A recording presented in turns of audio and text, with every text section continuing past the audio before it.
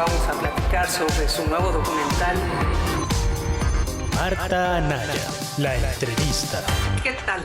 Hoy tenemos un gran invitado. Es don Enrique Galván Ochoa, columnista de La Jornada. Ahí suele escribir una columna que se llama Dinero. Ustedes seguramente la conocerán. Y es miembro del Comité de la Guía de Ética, que se acaba de presentar en Palacio Nacional hace unos días. Ahora sí que como ribete de los 2 años de gobierno de Andrés Manuel López Obrador. Don Enrique Galván. Marta, qué gusto. Muy buen día, queridísima. A tus órdenes, aquí me tienes. Oye, esto de la guía ética para la transformación de México, así ese nombrezote, era lo que originalmente había anunciado Andrés Manuel como la Constitución Moral, ¿verdad? Sí, y cuando lo anuncia con ese nombre, vino un debate muy fuerte. Hubo personas que no les gustó la denominación y dieron algunos argumentos que México ya tiene una constitución política, que se iba a confundir la constitución política con la constitución moral, que si esta constitución moral iba a ser de observancia obligatoria como la constitución política, en fin, que si se iba a imponer como libro de texto en las escuelas, en fin, se vino un debate fuerte y lo que decidimos fue cortar por lo sano. Bueno, vamos a cambiarle de nombre y ya se acabó el asunto, ya se acabó el tema. Y después de otro debate interno, déjame decirte, llegamos a este guía ética para la transformación de México. Que fuiste tú el que propuso el cambio, me dicen, ¿verdad? Sí, pero es la misma Constitución de la que habló Andrés Manuel, pero pues por esta situación que te digo del gran debate y los cuestionamientos, que en parte tenían razón. No es propiamente una constitución, es una codificación de principios de ética que ya existen en nuestro país. Son cosas que la gente actualmente ya practica, y no de ahora, sino de muchísimo tiempo. Y pero ¿y por qué hay que hacer una guía ética? Exactamente. ¿Que no somos pueblo bueno y sabio y toda esa historia? Bueno, déjame decirte también un poco de la historia de esta guía ética. La idea original viene del maestro Alfonso Reyes Ochoa. Nunca le ponen el Ochoa porque es mi apellido, pero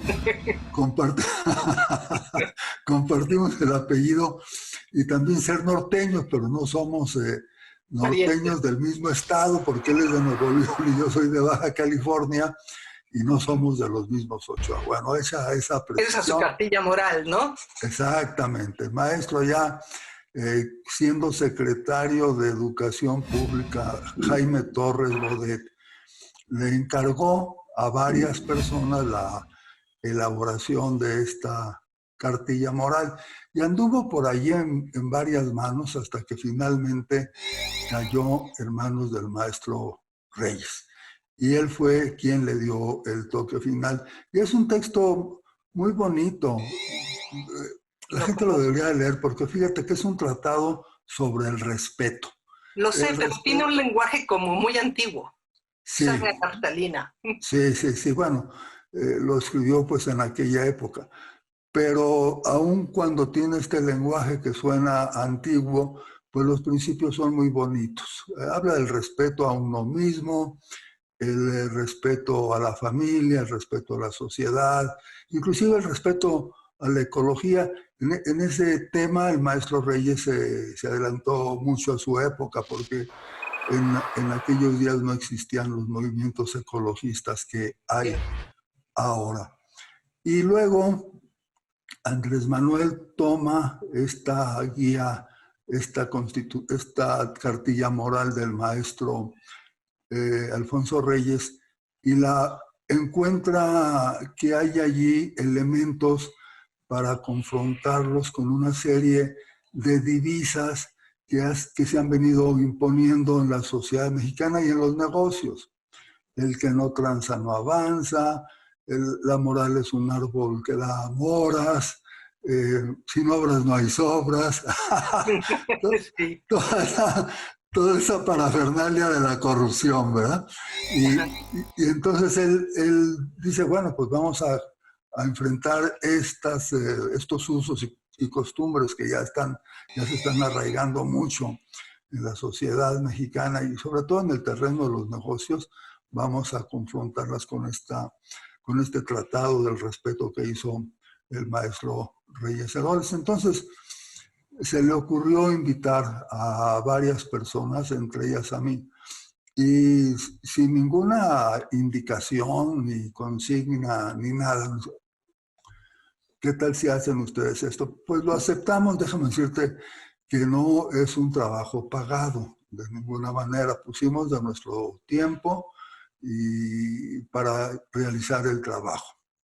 Estaban tú, Ortiz Pinchetti, don Agustín, Jesús Sí. Ramírez, Pedro Miguel. Verónica Velasco. Pedro Miguel se incorpora ya en el último mes prácticamente. Es un buen escritor, Pedro Miguel, y nos ayudó mucho haciendo los textos. Pero ya los principios, las bases ya estaban fijadas. Cuando llega Pedro Miguel, ya nosotros habíamos hecho una recopilación muy importante de lo que sería el contenido del libro. Que déjame decirte otra cosa, Marta. Estos contenidos no los inventamos nosotros, o sea, abrimos una especie de... Fue una invitación para que todo el mundo enviara opiniones, reflexiones, cuestionamientos, lo que fuera, y esto es lo que nutre nuestro trabajo.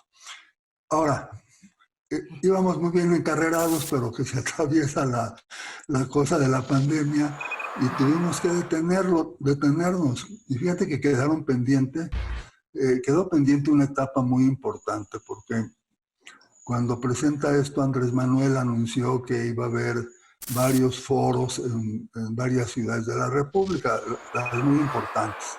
Piensa Mérida, piensa Tijuana, piensa Veracruz, piensa Monterrey, piensa Chihuahua, piensa Guadalajara. Y luego íbamos a hacer una gran reunión nacional, un gran foro nacional en la capital de la República. Eso ya no nos permitió la pandemia llevar a cabo. Lo que no quiere decir que no lo vayamos a realizar en cuanto las circunstancias sanitarias lo permiten. Porque sí leí al final que decía que esta era una primera edición y que se incorporarían correcciones. Un poco se refieren a eso, sí, a toda esta historia. Sí, a eso se refieren. A eso nos referimos, a que vamos a realizar en cuanto las condiciones lo permitan. Hoy ya dio Hugo López-Gatell la noticia extraordinaria de que en diciembre probablemente también empiecen a vacunar aquí en México. Desde luego, en Gran Bretaña ya comienzan el próximo lunes y es una gran noticia, pero no me quiero desviar. En cuanto las condiciones lo permitan, ya haremos esos foros en persona, no solamente en línea, que también los podríamos haber hecho, pero con más dificultad. No todo el mundo tiene. Pero a ver, don Enrique Galván, ¿por qué necesitamos una guía ética como país, como sociedad, como pueblo? ¿Por qué? Pero déjame volver un poquito atrás. No es que necesitemos la guía ética, porque los valores ya los tenemos y ya los practicamos. Lo que sí era necesario codificarlos, eso no le hace daño a nadie. Están ahí codificados cosas que ya practicamos hoy en día. La mayor parte de estos principios, de estos 20 principios, son cosas muy, muy incorporadas al sentir y al actuar y al pensar de los mexicanos. No se pueden inventar de la nada normas de conducta, ni esa fue nuestra intención. No vas a encontrar nada que sea extraño. Pero además allí... No, bueno, sí hay cositas que se brincan, pero ahorita vamos a entrar a esas. Pero antes de entrar a esos detallitos, a mí me gustaría centrar también esto en algo. ¿Sabe al lenguaje de Andrés Manuel, oye? O sea, cada rato de no robar, no mentir, no tacatar, o sea, todo el tiempo uno va sintiendo, si escucha uno las mañaneras, pues que toda esta famosa guía ética, pues viene con ahora sí que la bendición, el discurso y hasta el habla del propio López Obrador. Eso Bueno, choca, es chocante, ¿no? bueno, déjame decirte que él no la dictó. Él no participó en la redacción para nada. Lo que sucede Pero es tiene que, muy buenos discípulos, por lo que veo. no, tampoco soy su discípulo.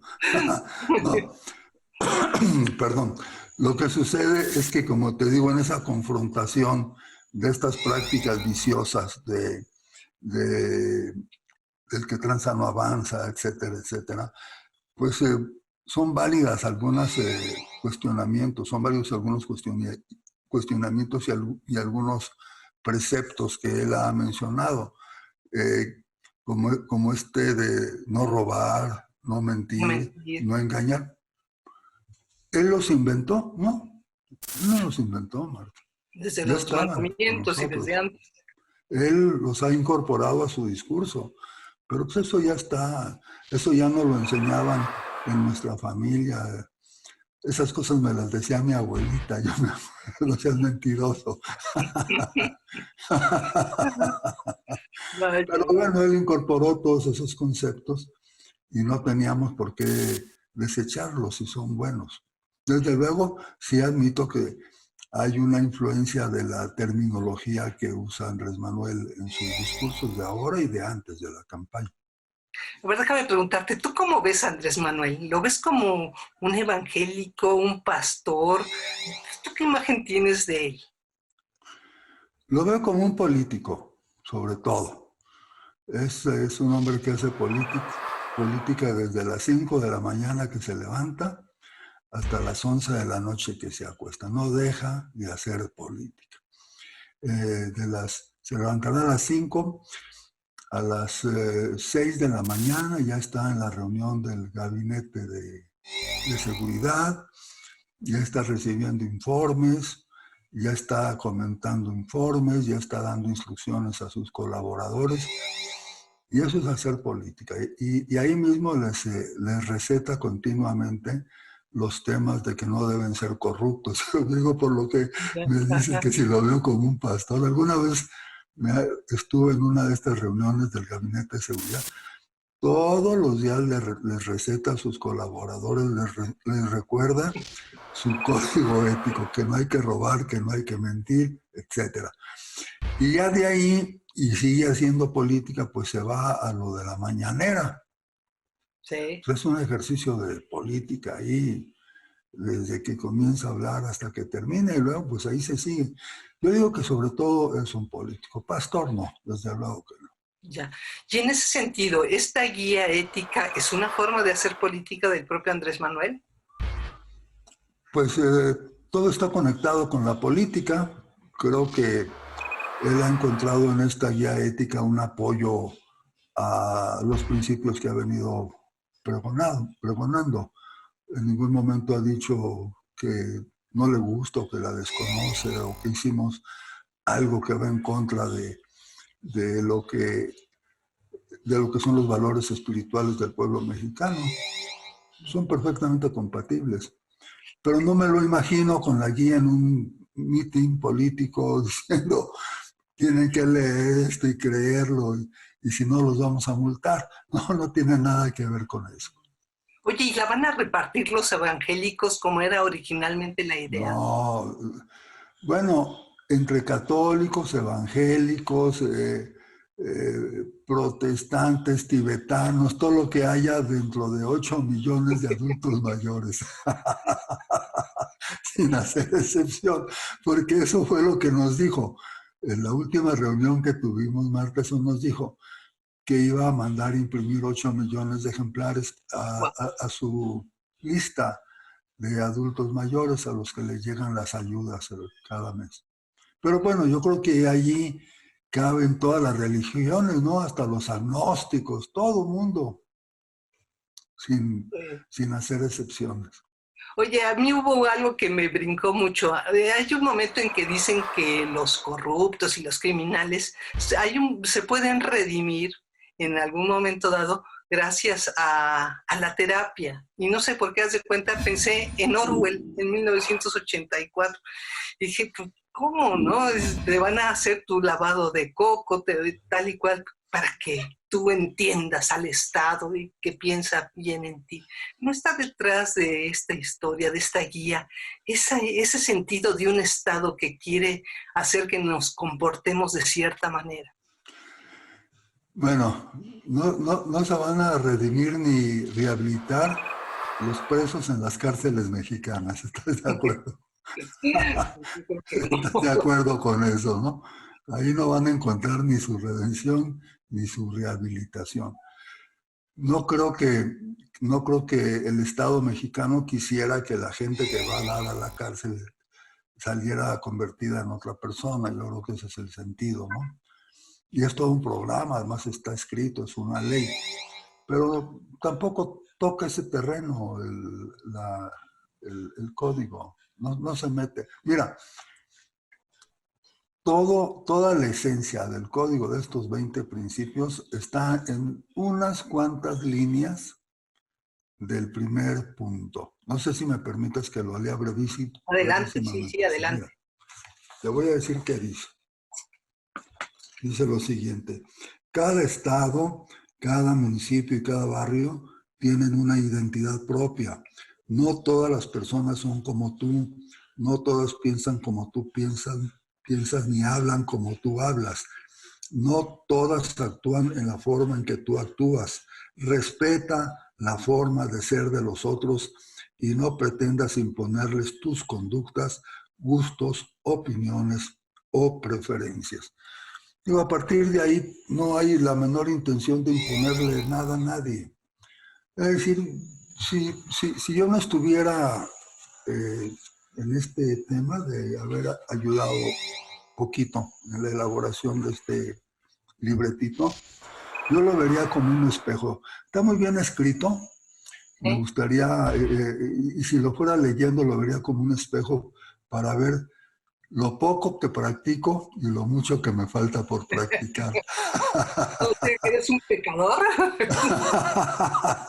Hay algo que también me brinca. En algún momento dentro de este escrito donde hablan de sus objetivos y eso, hablan de la revolución de las conciencias. Incluso ayer en su coloquio internacional hicieron mucho énfasis en esto. Este código de ética en la revolución de las conciencias. ¿De qué manera no influye o lo buscan lograr? Yo te digo esto, Marta. Vamos a suponer que este libretito, este folletito, lo leyeran no solamente las señoras y los señores del programa de adultos mayores. Vamos a decir que llegara a las manos y fuera leído por jóvenes, por madres y padres de familia fuera de ese programa, y quisieran, se identificaran con alguno de los principios, que eso es inevitable, porque ¿quién no cree en el amor? ¿Quién no cree en la libertad? ¿Quién no cree en el respeto? Y dijeran, bueno, pues vamos a practicar, vamos a inspirarnos en lo que dice este texto, que es mucho mejor que seguir esta otra cosa de que el que tranza no avanza. En ese sentido, pues sería un leve sacudimiento de conciencias de la gente. No aspiramos a más. Oye, tú que ahora sí que tienes una columna que se llama Dinero y que escribes mucho de empresarios y todo esto, hay una parte donde dice que se acepta la generación de una ganancia razonable. Y bueno, no ha faltado quien pregunte qué significa una ganancia razonable. ¿A qué se refieren ustedes con eso? Yo creo que una ganancia razonable es aquella acumulación de riquezas que va más allá de lo que necesita una organización, una empresa, una familia o un individuo para satisfacer sobradamente sus necesidades. Me podría poner el ejemplo del señor Bezos, de Amazon, con más de 100,000 millones de dólares. Esa no es una fortuna razonable. como lo quieras ver. Es una La hizo acumulación. de buena manera y si la hizo, pues porque es un genio. Pues sí, es un genio, pero es allí donde debe entrar en acción el Estado y realmente lo está haciendo. Lo está haciendo en Europa y también lo empieza a hacer en Estados Unidos para moderar esa acumulación de riqueza. Hay muchas maneras de moderarla, pero una que a mí me parece muy efectiva y que les cae muy mal que la mencione es el impuesto a la riqueza. Sí, Porque esa sí va directa a la chequera, Marta. claro. Sí, esas ¿Eso se aplica algún acumulaciones. día en México, el impuesto a la riqueza? Yo digo que es algo que se está aplicando ya en Europa, el impuesto a la riqueza se está moderando, esa acumulación bárbara de bienes en una sola persona. Los señores de esta cadena de tiendas Walmart, pues es la familia más rica del mundo, es más rica inclusive que el dueño de Amazon. Digo, ¿para qué? Yo creo que ese es el exceso de la riqueza en una persona o en una empresa. Y es más contrastante esa acumulación de riqueza cuando hay, suena demagógico mencionarlo, pero cuando hay tanta gente con necesidad. Ya. Oye, en la confección de esta guía, ¿cuáles fueron los temas en los que más les costó trabajo ponerse de acuerdo a ustedes en la confeccionar? Nos costó mucho trabajo y no tanto, ¿eh? Nos costó por allí 2, 3 discusiones de limitar perfectamente cuál era el papel del gobierno y cuál era el papel de nosotros dentro de este trabajo. O sea, dejar claro y en forma tajante desde un principio que esta guía no iba a ser algo que el gobierno quisiera imponer a los individuos, a las familias, a los sindicatos, a las escuelas, a las organizaciones. Eso lo tuvimos que dejar muy claro desde un principio. ¿Y por qué lanzarla desde el gobierno y no hacerla surgir desde las instituciones intelectuales o culturales, como fue lo de la cartilla de Alfonso Reyes?